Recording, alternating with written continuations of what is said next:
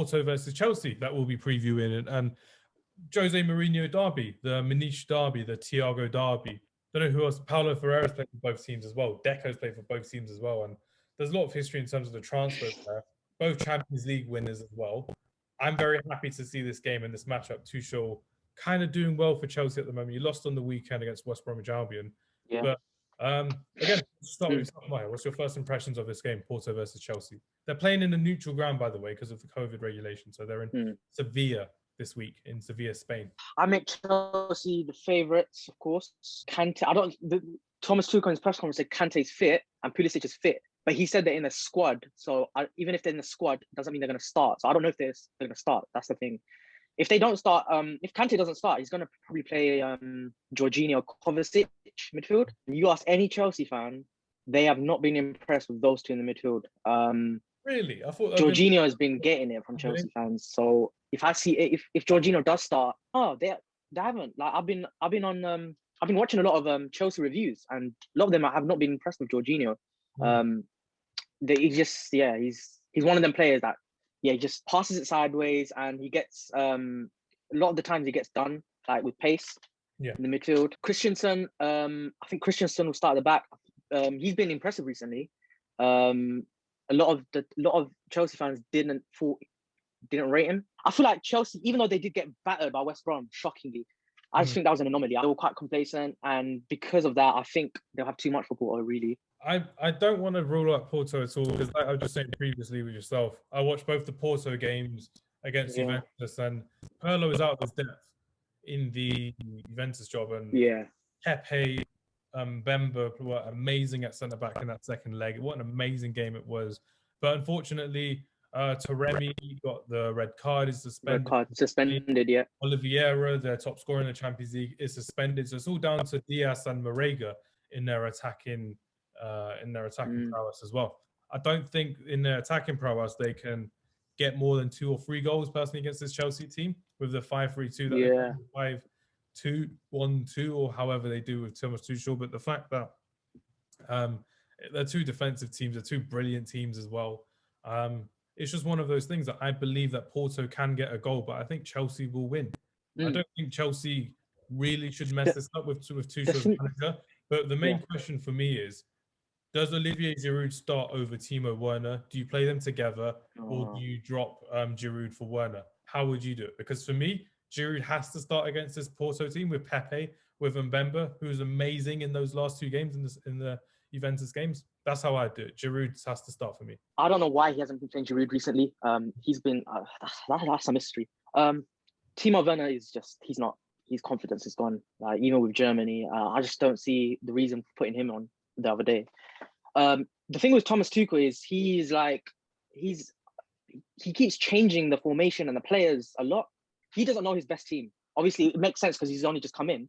But he's made so many changes like every week. You don't know. Like some days you don't know if he's going to play Marcos Alonso or Ben Chilwell. That's how it is. Like, and that's not just that. That's not just the left back position. That's all over the pitch. It's harder to predict what the lineup will be because of the fact that he changes a lot of players a lot. That's what I think. For me, like Giroud has to start against the likes of Pepe and Mbemba in that defense. Yeah. But the thing is with Pepe as well, it's just you can only beat Pepe by pace, but because they had such a low block against Juventus in those both games, Chiesa, Ronaldo, Morata, really Kulusevski as well, really couldn't get past that defense. They were on the edge of their 18-yard box and they were kind of just holding Juventus at bay. But with Thomas Tuchel's way of playing and Werner wanted to get through past the last man, that's the only way I can see Thomas Tuchel starting Werner and trying to get him into the game in the way. Giroud played against Atletico Madrid, didn't he? Yeah, he did really well. He scored that overhead kick. The last round, Giroud played against Atletico Madrid.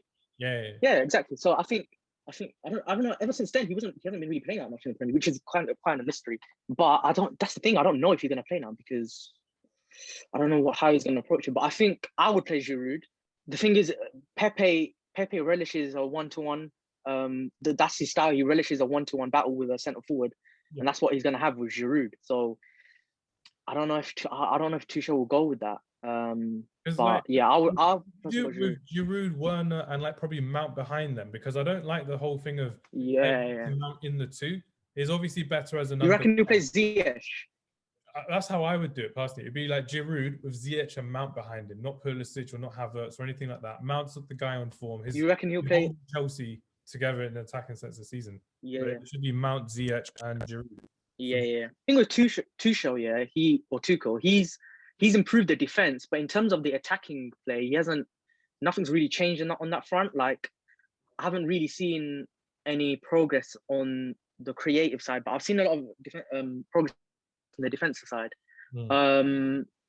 Kurt Zuma's good, but he's like, it's quite rash. He does a lot of mistakes, but Rudiger, Christensen. Yeah. Actually, Rudiger might not. I make Chelsea. I think Chelsea will go through. Yeah, Rudiger might not play because he had the argument against Kevin training the other day. There's got to be something with Azpilicueta, probably Reece James back. Chilwell, left wing back, Alonso maybe for the set pieces as well. But for me in this game, it's the neutral ground. I think it really should be like a 3-1 Chelsea win. But if it isn't, Porto would have done amazingly well. Yeah. They're both in the neutral ground. I don't benefit anyone being in Sevilla, but it really should be a Chelsea win. I think it'll be a tight game. I think I think, Porto could surprise us again. They could be I think it'll be a tight game because I might be wrong, but aren't Porto on a 19 game unbeaten run or something like that? But and the thing is, Porto, I reckon Chelsea's attack isn't the best. It's not up there in terms of the other teams in the Champions League. The attack game, because of that, I think Chelsea might nick it like 1-0, get the away goal, 1-0. That's what I think. Because Porto's got a lot of suspensions, big key players, and I think Chelsea wins 1-0.